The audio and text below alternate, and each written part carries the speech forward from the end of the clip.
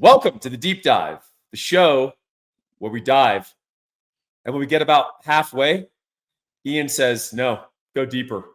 And I say, Are you sure? And he goes, Yeah, man, we can do this. And then we go deeper, and then the dive is deep, and we're glad we did it. We're also glad you joined us. Welcome to the Inside Texas YouTube channel. Make sure to like the video. Make sure to subscribe to the channel. I know some of you don't subscribe. And I don't understand why. You're the same people that send me private messages on Inside Texas and say, when's your next video coming out? Subscribe and you'll just get it. Also, make sure you like the video. Even if you didn't like the video, just be a bro. Help us out. Hey, we're joined by a non-bro today. That's Izzy Six Fingers. Also call her Bear Shark. Ian, tell us about the state of Izzy this morning. How's she doing? Yeah, doing good. Doing good? She's doing her thing. She is can crawl and sit up on her own now. Nice. It's a little more coordinated now than Oklahoma's offense. Very good. I like that. And probably stronger against the pass rush than their offensive line. She is fascinated by the pattern on your shirt, as am I, because I didn't know they made garanimals in adult sizes. Make what? Garanimals? You don't know what garanimals are? No, your joke flew over my head. They're kid outfits, and they have like a little code on them, like a hippo or a rhino. And as a kid, you learn to match like the hippo shirt with the hippo pants because the colors match, and it teaches you how to match. They're called garanimals. So one to grow on the deep dive. Hey, Ian, we're in a good mood because Texas just pounded Michigan, highest rated game of the season so far. And we did it in front of everybody. And I think Texas dominance was heralded to everyone. We felt pretty good about it. I think we've dissected Michigan and that win and what it means pretty well. We want to talk about the path forward. And this path forward in the immediate future is UTSA, the Roadrunners. Right. Just before we get into that, I actually didn't see the numbers. What were the viewership numbers on that Michigan game? Around 9 million. 9 million? Yep. That's good. That's not actually elite. It's not a playoff game.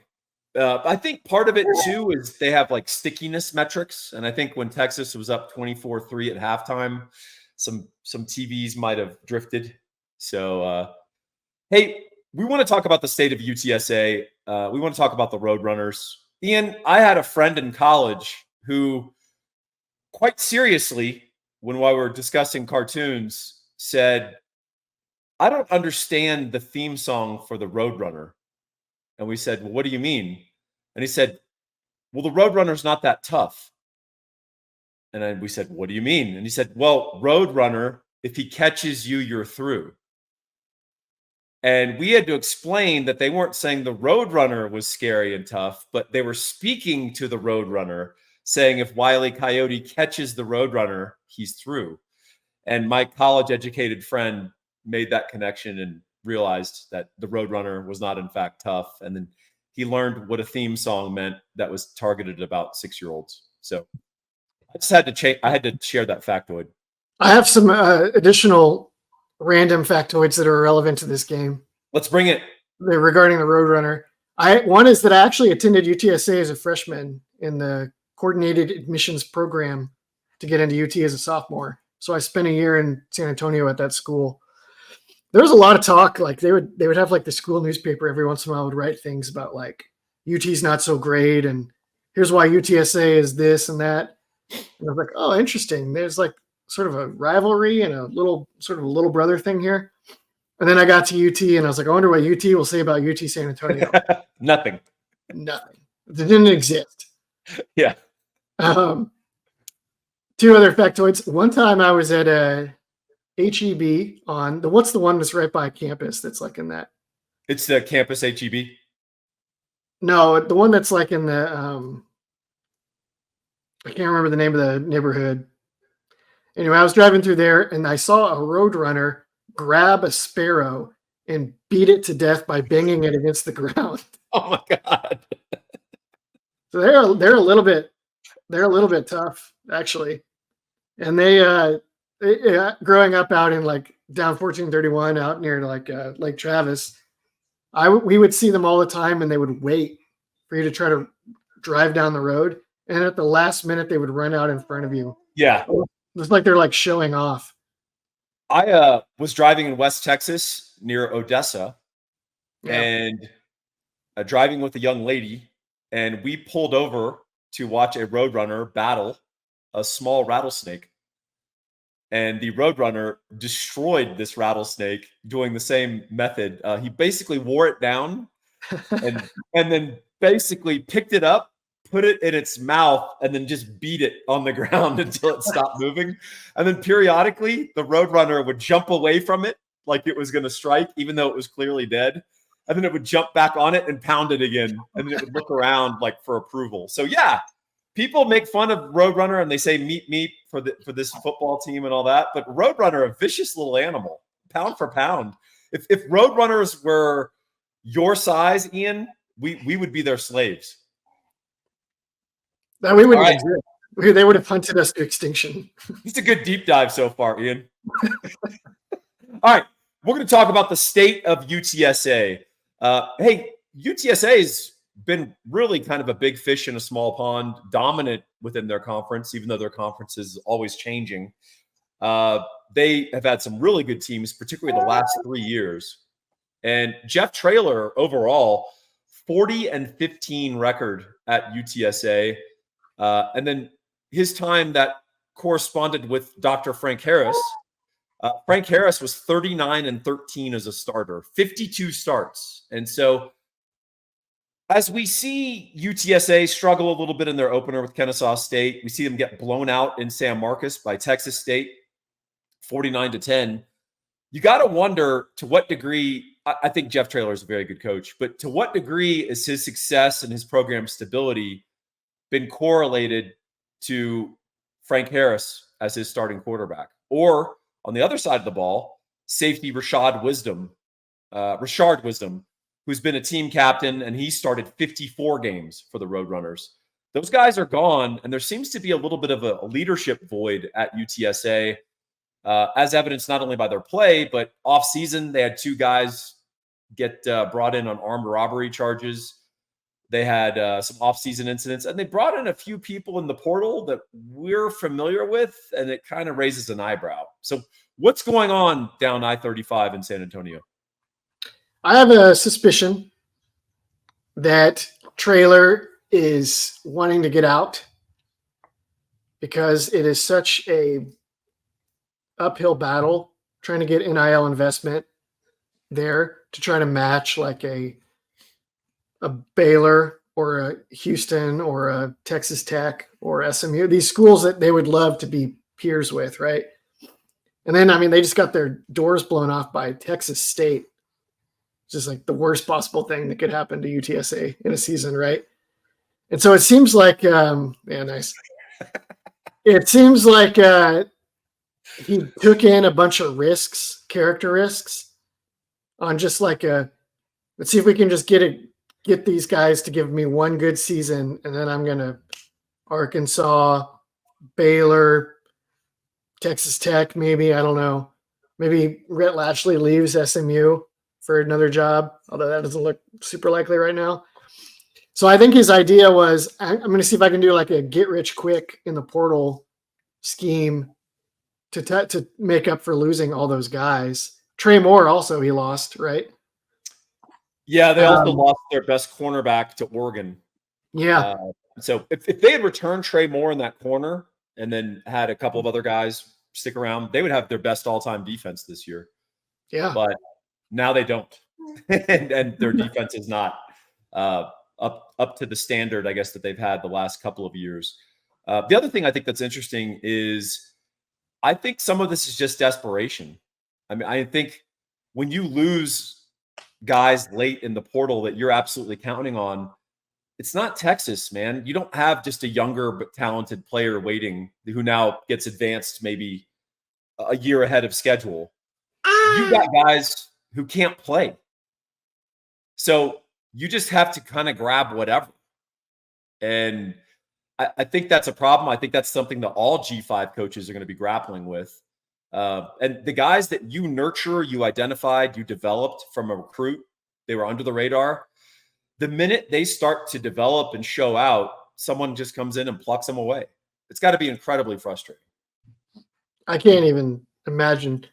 That used to be the thing, right? Is that you could always can Boise State even happen anymore? Probably not. And by Boise State, I mean a team like their run with Kellen Moore. What they were 15 years ago. Where they would play, like the big schools were like, we need to not play this school. Yeah. Because they have multiple legitimate NFL players and everybody else is bought into the scheme in the role, and they can beat us. They can whip, they could maybe even embarrass us. We got to stay away from them. And BCS, if you can kind of silo them over there where we don't have to deal with them, that'd be great. Yep. I don't think now that you would just, somebody would come in and offer $500,000 for the receiver. And that's it. Yeah, so I think what's interesting, in coaching, the most impeccable skill that you can possess for your own advancement isn't recruiting X's and O's.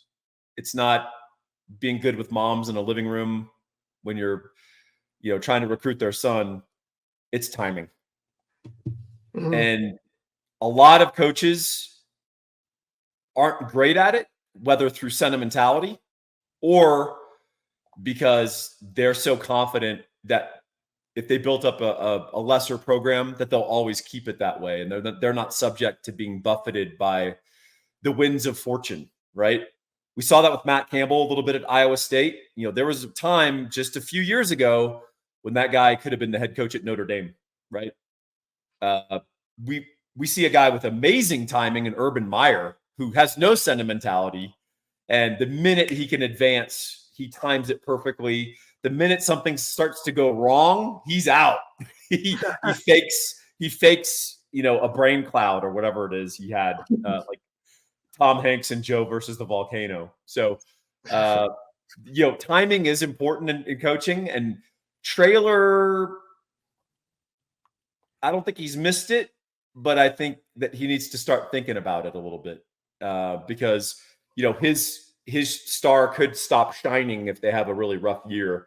That said, it's early. UTSA has had some rally years before where they start slow and they finish 11-3. So we'll see. But right now, that's not evident in this football team. It's not evident in terms of leadership on the team. And they seem to have taken a step back at some key positions. So do we want to talk a little bit about this game, or do we want to talk more broadly about what the next 4 weeks are going to bring against 3 opponents and a bye week? I'll say just this on this game, and then by all means, let's move on. All right. They are built similarly to Texas, to where they have hear me out on what that means. They have huge guys on the defensive line and huge guys on the offensive line.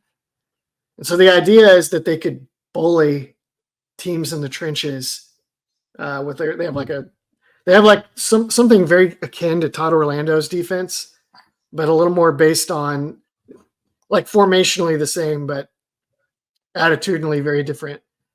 And they're like, we're going to spread you out and then run power over your box.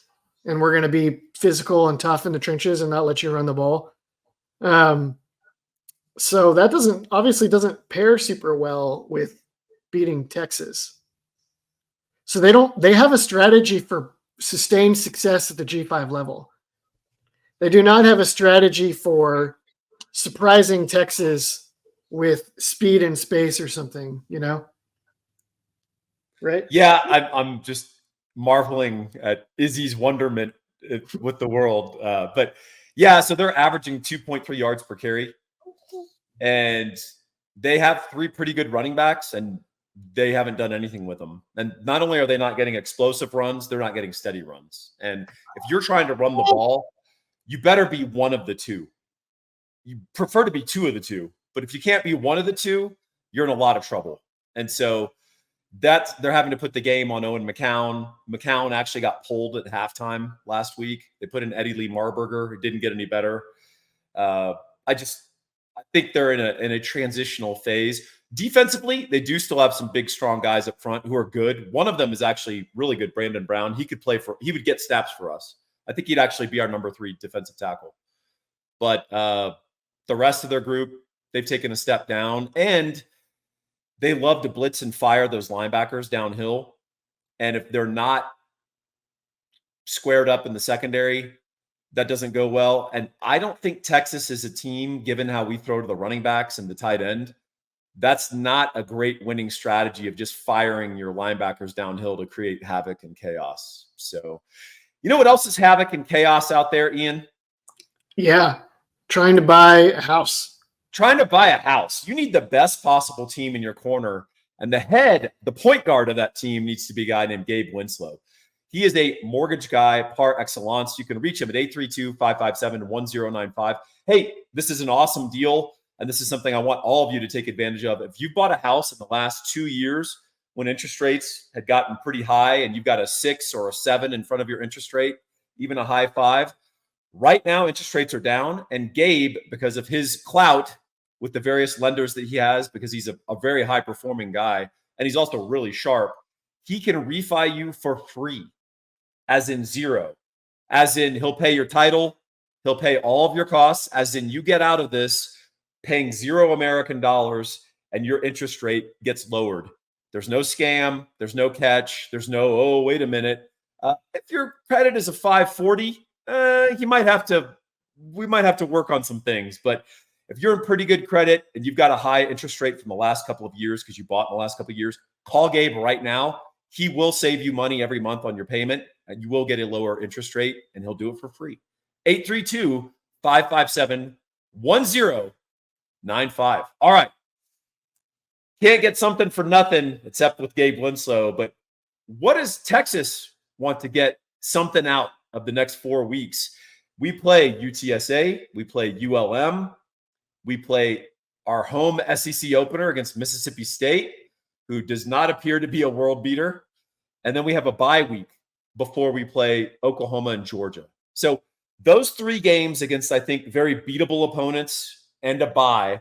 What do we want to get out of this football team? What are we going to work on? Where do we want to be different 4 weeks from now, heading into that amazing stretch in October? That is a great question. There's so much of the team seems like somewhat realized by the win over Michigan.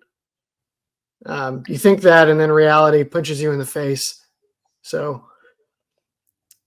I mean, depth. I'll give you one. How about this? Yeah. Jared Gibson. Oh, I think we need to expand his role. I think he's a freshman, so he's just comfortable in certain sets and certain run plays even. He's kind of he does duo and counter. He's our gap guy, right? Yeah. I would like to expand his role. Not because I'm trying to supplant Jaden Blue or Quintravion Wisner. I just think that he has value and adds dimensionality to our offense that's very valuable in an offense that's kind of its hallmark is its dimensionality, right? There's a lot of different ways we can attack you. I think he adds to that. Do you think this is a good opportunity to get him maybe 30 carries over the next 3 games and see if we can do that? Oh yeah. Well, if I'm not mistaken, he's actually the leading rusher on the team right now with 20 carries through 2 games. Yeah, there you go. So, I mean, you might even have to aim a little higher than that, right? I mean, see, could he get 20 carries in a game? Could he go up to 15 carries? Could they give Jaden Blue a week off to heal from that ankle? Probably not. And see what. So that's the other part of it. What do we want to get out of this next 4 weeks? Healthy? Yeah. If someone's got a hangnail, let's feel comfortable. We've got pretty good depth on this football team, and that's something we've talked about even before the season as one of our strengths. Someone's got a hangnail. Let's let them hang out on the sideline and play some other guys against ULM or whoever else. I don't think there's this great urgency to rush people back, is there? No, we've been talking about this. They might have to play 16 games or whatever. This team is trying to win the national championship. Yep. It's not lip service. That's the goal. So you want to load manage in accordance with that. You don't want guys to, I don't know if I would totally sit guys, but maybe just like have a quick trigger, Yep. Like if Jaden Blue has a bad shoulder or something, maybe you're like, hey, first half okay, but then like you're not playing in the second half unless you have to. Things like that. And then there's a couple other positions too, like offensive line. If you could get some guys in there, maybe. More snaps for Leonga Lafau. So if Anthony Hill goes down, it's not a catastrophic event for the season. Yeah. I would also say, talking about expanding the freshmen and their roles, I think Colin Simmons and Ryan Wingo are two guys you want to get more involved. I think Ryan Wingo particularly. So the cool thing about some of the defenses we're going to be playing, UTSA, a little blitz heavy. I don't know if they're going to do that to us. ULM kind of does junk defenses. And then I think Mississippi State's going to do the same. I think having to make the right decision out at wide receiver for Ryan Wingo is going to be helpful, because even if it's an inferior opponent, if they do a drop 8, you have to understand the proper route to now run. And that still applies to when we play Georgia or when we play OU. So I think getting him those live reps as a receiver, making some choices, not just blindly running his route, I think that's going to pay dividends down the road, because being able to start a trio of Golden, Bond, and Wingo, those are our 3 most sort of physically overwhelming receivers. And I think this is probably the scariest combo if you put Golden in the slot. So I don't know. What do you think? Yeah, I think that maybe that's actually the biggest thing that they could get out of the next 4 weeks is you have these 2 5-star freshmen that are potential ceiling raisers for the program. The Wingo, obviously, you covered that. Simmons has a bigger role already than I thought. But I mean, what if you could get Simmons to a point where you could play a spread team like Oklahoma or maybe Georgia, where you spend a lot of snaps with Trey Moore and Simmons on the field at the same time, and not just third down. May or may not be interested in that. Barron Sorrell is like a really good player, so he's valuable to have on the field. But there's just being able to add an elite talent at wide receiver and edge, if you can get them to the point where they're not just package guys, but they could be like every down guys, is that could be the difference between winning the championship or not, right? Yeah, I agree. I think that's true. I think the other thing that's going to be interesting is I think we put some stuff on the screen that maybe it's not a great idea to blitz us, or at least blitz us the way Wink Martindale did with Michigan's defense. There's maybe Venables isn't going to be like, oh, well, let's not blitz. He's going to try to find a different angle. But I do think that was good to put on screen. I think the next step is, how do we handle coverage heavy approaches of, hey, you guys need to go 10 plays, 80 yards to score. I think that's probably the next test that someone's going to throw at us. And I think it's good to get on film that you can tear up a junk defense as much as a blitz defense. And the goal is to have the opposing defensive coordinator just shaking his head like, I'm not really sure what to take away, what to specifically attack, what schematically that we can do. I guess we just have to play them straight up. And that's probably not a good feeling for a DC against that offense. I think conversely, defensively, our communication has gone way up. Having Barron and Muhammad at corner is already bearing fruit. What can we do as a secondary or as a defense in totality to just play better together and flow better together? Izzy has thoughts. I don't know. I mean, they've looked good. Haven't had a lot of complaints. They've also not been like particularly well tested yet. Because I mean, Davis Warren missed some throws that were like they don't have a chance if you can't hit that throw. So I'm not. For me, it would be helpful if somebody could show me what's missing.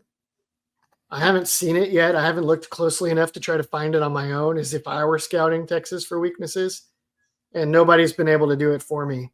So, have you noticed anything that could be? Well, I think basically it's not so much the weaknesses.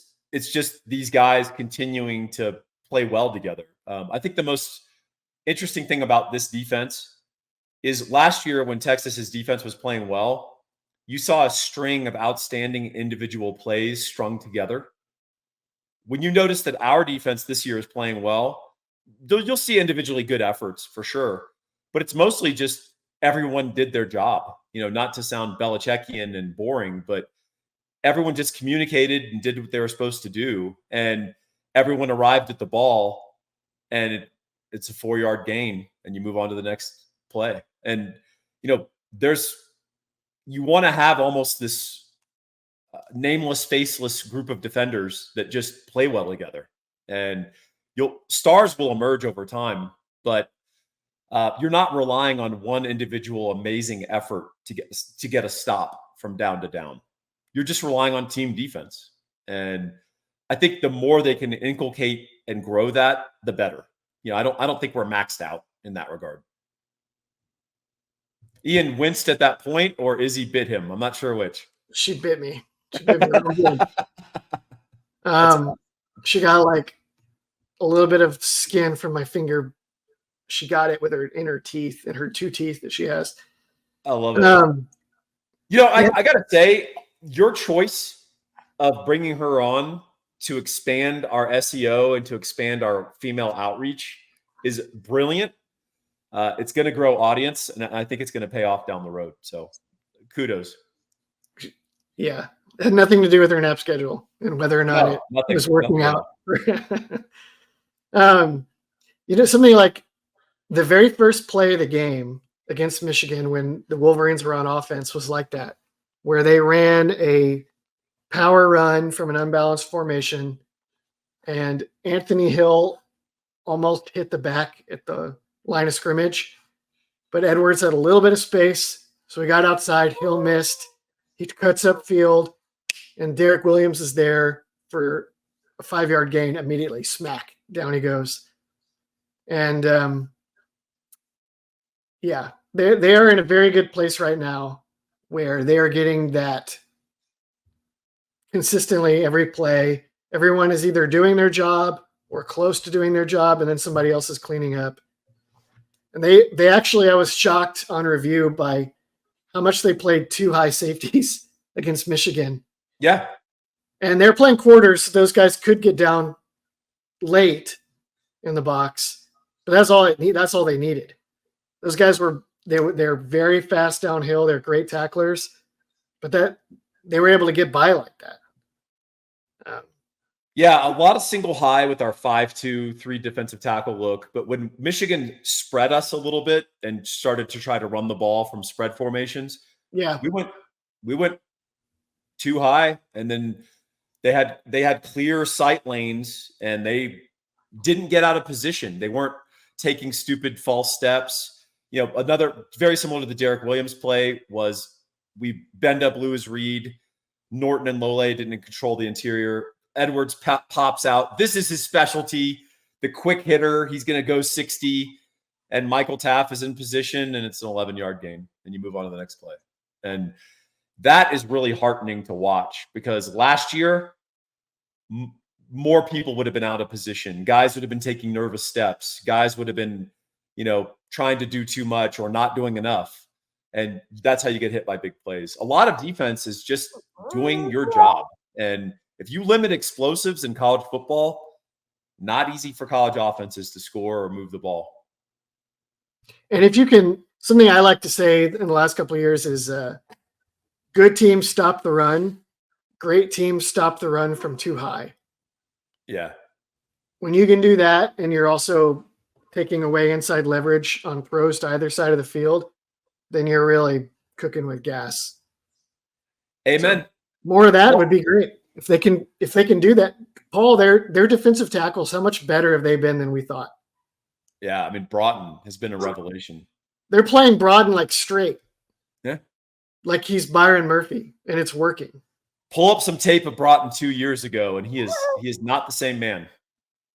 That is very impressive. And I think Lole has given us some good snaps as well. So we need to keep that up. And I think Texas is going to keep that up. I like our producer, Texas Homer.